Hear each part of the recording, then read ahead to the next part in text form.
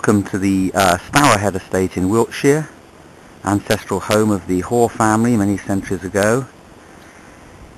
Acres and acres of glorious woodland and parkland, ornamental gardens, and of course the grand mansion.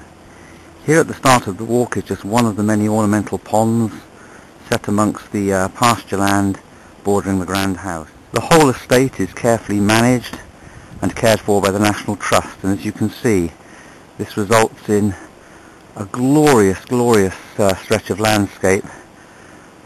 Very natural pasture land here, sheep grazing alongside an old track, and we're heading off along that track now towards some of the ancient woodland on the estate.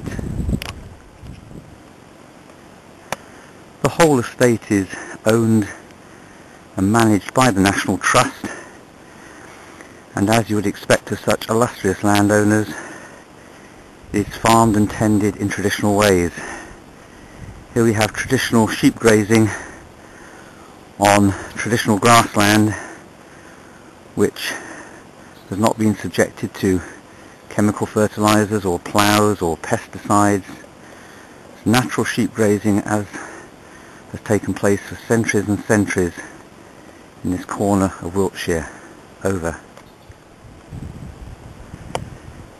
Here we are in some of the fine woodland that surrounds the Stourhead estate. It's not just coniferous woodland, but this just happens to be a coniferous plantation. There's a good deal of mature broad-leafed deciduous woodland, oak, ash, beech and so on around the estate as well. Just emerged from the woodland, and here we are in Six Wells Bottom. It's a lovely valley where the Stour rises, and right at the far end you may just be able to pick out the well itself that is the source of the Stour.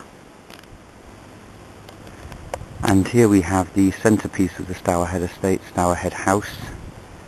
It is very much the jewel in the National Trust crown, this property, with its garden and its landed estate.